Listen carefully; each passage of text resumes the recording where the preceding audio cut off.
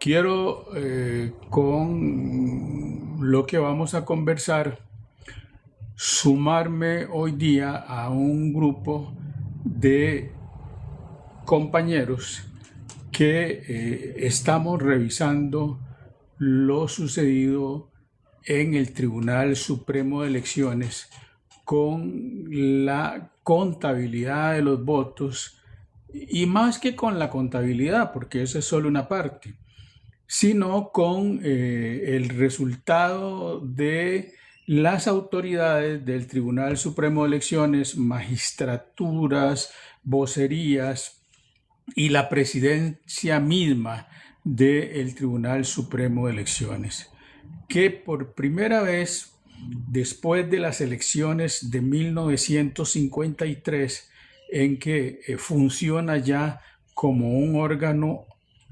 autónomo del poder del Estado, aunque, vamos a ver, siendo autónomo, todavía sus magistrados son nombrados por la Corte Plena. Pero se le quiso dar, digamos, un rango.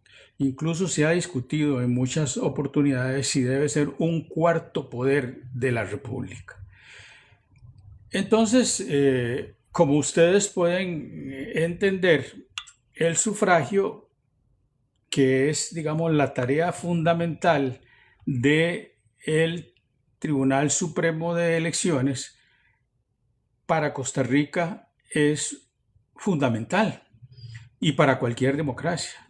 La existencia, digamos, de un régimen republicano democrático es la clave para el desenvolvimiento de la vida política, económica y social de nosotros, los ciudadanos costarricenses. Y entonces quería empezar justamente leyéndoles el artículo 99 de la Constitución Política, que dice: el Tribunal Supremo de Elecciones, artículo 99, la organización, dirección y vigilancia de los actos relativos al sufragio corresponden en forma exclusiva al Tribunal Supremo de Elecciones, el cual goza de independencia en el desempeño de su cometido. Del tribunal dependen los demás organismos electorales. Ese es el artículo 99. Como ven, le da el constituyente de noviembre del 49, le da esa independencia y esa autonomía. Bueno, ¿y a qué viene todo esto? A que hemos vivido un comportamiento muy atípico del Tribunal Supremo de Elecciones en estas últimas elecciones de 1 de febrero del 2026. Sí, y aquí no es partidario, yo no soy partidario de entrar en defensa de ningún partido. Solamente voy a citar elementos reales y concretos que podré demostrar. Y ya ustedes dirán si el ejercicio que voy a hacer a ustedes les parece lo más razonable.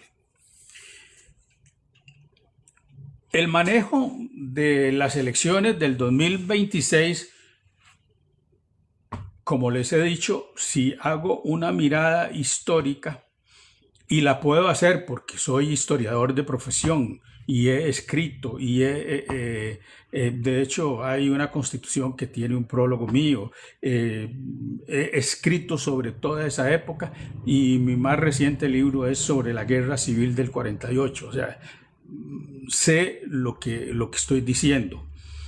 No estoy en ningún momento improvisando. Mi base es lo que conozco. Ahora, lo que conozco evidentemente es cuestionable, como cualquier pensamiento que tengan ustedes, cualquier idea. Eso siempre es importante decirlo en la vida cotidiana. La ciencia no es nunca la verdad absoluta. Siempre tenemos verdades relativas, y eso hay que entenderlo. Pero a mi manera de ver, yo observo y observé a lo largo de este proceso electoral, sí encuentro que fue un manejo atípico del proceso electoral. ¿Qué cosas encuentro yo que fueron atípicas? Por ejemplo, me llama mucho la atención la inscripción del Partido Liberación Nacional. ¿Sabían ustedes que finalmente las asambleas de cantonales, que son un requisito fundamental para que el partido participe de las elecciones, se completaron después de la elección? ¿Verdad que no lo sabían? Efectivamente, se completaron después de la elección.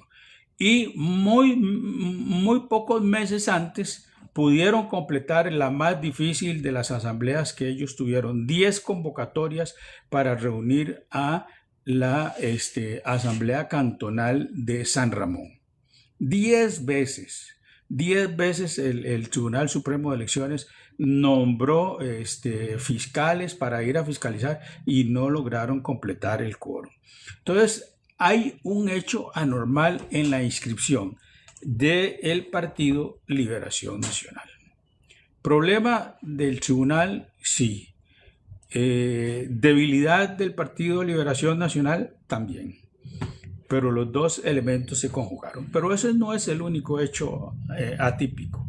El otro hecho atípico es el inicio de una coalición tardía, como fue el CAC, que inició, y ustedes lo pueden ver en los primeros videos de Claudia Dobles, como PAC. Ella inicia su inscripción como Partido Acción Ciudadana y no como Coalición Ciudadana. Entonces, esas irregularidades no tuvieron absolutamente ninguna incidencia en la intervención, y ahí está la foto de la responsable, doña la magistrada Eugenia Zamora. Sí, ella es la presidenta, son 5 magistrados, ella preside los actos y ustedes la han escuchado en los discursos, ¿verdad? Ella es quien preside el Tribunal Supremo de Elecciones. Estos errores, ¿a quién son imputables? Bueno, hay escalafones, pero finalmente el responsable es el presidente, ¿verdad? Ella debió haber intervenido. Por ejemplo, después de la tercera vez que el Partido Liberación Nacional, siendo ella secretaria de Óscar Arias y jefa de despacho, también era la jefa de despacho de la Fundación Arias para la Paz, pues debió haberles dicho, miren, la cuarta tiene que ser, pero hubo que esperar 10 y más de 10, no sé. Eso fue un verdadero caos para el Partido Liberación Nacional. Luego, el mismo Tribunal Supremo de Elecciones es el que envía el último expediente con la acusación de beligerancia política contra el presidente de la República. Y como lo digo, independientemente de quién fuera el presidente, ellos consideraron que el presidente de la República había cometido en algunas de sus intervenciones beligerancia política. El artículo del Código Electoral se contradice con la Constitución, que la Constitución no habla de beligerancia, habla en otros términos de que el presidente debe ser como una especie de árbitro, digamos que debería ser el árbitro de la contienda y comportarse, digamos, de manera igual e equitativa para todos los participantes. Eso es un tema complicado, pero además él la beligerancia no es un delito penal, no es un delito tampoco, es una falta. Y como tal, no debió haber sido tramitada de acuerdo, digamos, a la jurisprudencia costarricense. Es decir, habiendo abogados en el Tribunal Supremo de Elecciones, habiendo abogados en legislativa, diputados que son abogados, todos se hicieron, como decimos, los majes. Dejaron pasar el acto y lo llevaron hasta sus últimas consecuencias, que fue someter a votación si se destituía o no al presidente por la acusación de beligerancia. ¿Quién organizó el expediente? El Tribunal Supremo de Elecciones. Por eso lo traigo a colación, porque el Tribunal Supremo de Elecciones recogió las acusaciones de los ciudadanos y además el mismo artículo constitucional dice que no le corresponde a los ciudadanos, le corresponde a los partidos políticos. Entonces, muchas de las acusaciones, que creo que fue un expediente como con 10 acusaciones, que llega, digamos, al Departamento Electoral del Tribunal Supremo de Elecciones, se les dio trámite incumpliendo, digamos, el requisito de que no venían hechos por partidos políticos, sino por personas individuales. Y además no es cualquier documento, son recursos especializados que cualquiera no los puede hacer. Es lo que recogió el Tribunal Supremo de Elecciones cuanto expediente llegó contra el presidente. La cosa era acumular, digamos, lo que ellos llamarían luego las faltas del presidente, ¿verdad? Y para hacer una sumatoria, ¿verdad? De cuántos, y se mencionó más de 70 acusaciones, y junto con las que llegaban a la fiscalía, creo que Rodrigo Chávez batió los récords de acusaciones que han presentado ciudadanos, instituciones, etcétera, etcétera, ¿verdad? Con más de 125, digamos, acusaciones. El Frente Amplio lo llenó de acusaciones, Liberación Nacional y gente cercana a Liberación Nacional y de los otros partidos también, ¿verdad? Entonces, nos encontramos con un ambiente que es muy extraño, porque vea que estoy hablando del presidente de la República, no estoy hablando ni de los candidatos. Contra los candidatos no hubo absolutamente nada. Que si Laura, creo que a Laura le pusieron un recurso, no creo que a Álvaro Ramos, podría verificarlo en la página, me parece que no, ningún otro candidato. No, todo iba contra el presidente de la República. Pero si estamos en un país donde no hay reelección y Rodrigo no podía reelegirse, ni así lo quisiera, pero tampoco se lo propuso él. Pero la equivocación fue tan grave del Tribunal Supremo de Elecciones que lo colocó, digamos, en el plano más elevado. Y entonces las críticas iban contra el presidente de la República. Y entonces Jacobo Román pasó su cargo de vocero de la señora Zamora a ser, digamos, realmente un hombre beligerante políticamente, porque él es funcionario público y sí cometió beligerancia, porque él dice, no, es que el código electoral dice que se es beligerante cuando se hacen comentarios a favor o en contra de un partido. Pero yo no hago comentarios en contra ni a favor de un partido. Yo hago comentarios contra el presidente de la República. Entonces, ¿qué es ese adefesio de documento, ¿verdad? De ley que rige el Tribunal Supremo de Elecciones, se rige por ese protocolo, ¿verdad? Y en ese protocolo, entonces, usted puede hablar sandeces del presidente, que no está cometiendo beligerancia política. Yo nunca he visto eso, todo lo contrario. La Constitución sí establece que cualquier funcionario público tiene que respetar la investidura presidencial.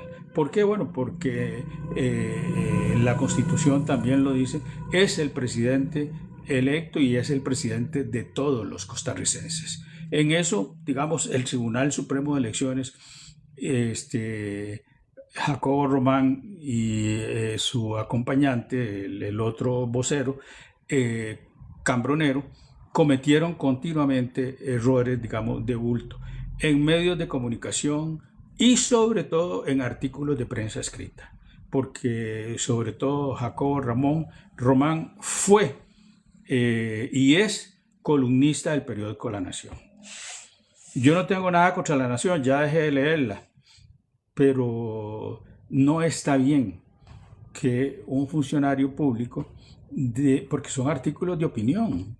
¿Qué es lo que hace La Nación y cómo llama esa sección? Artículos de opinión. Entonces, bueno, si son artículos de opinión, él como funcionario público debe guardar el respeto por lo que es, digamos, la investidura del órgano donde trabaja, el Tribunal Supremo de Elecciones, el máximo órgano electoral de la democracia costarricense. Entonces, si él lo irrespeta, sí, ahí fue todo el sistema, finalmente el que hizo aguas, ¿verdad? El irrespeto fue una constante en muchos funcionarios. Curiosamente no podría decir que de la presidenta, no. La presidenta le puedo achacar el silencio, la pasividad con que vio los actos, los vio y se quedó callada. Es como, vamos a ver, como ser testigo de un delito y no denunciarlo. Es igual, es una conducta delictiva. En derecho es una conducta delictiva, ¿verdad? Si usted sabe que hay un hecho anormal y lo deja correr. Entonces, ese fue el gran error de ella, tener esos asesores y dejarlos hacer lo que ellos tuvieron a bien, ¿verdad? Claro, el irrespeto, digamos, de las vocerías del Tribunal Supremo de Elecciones, quienes fueron actores en la campaña política. Eso nunca se había visto. En las campañas que yo he vivido y he sido miembro de mesa de diferentes partidos, nunca vi campaña alguna donde funcionarios del Tribunal Electoral de ese rango se metieran.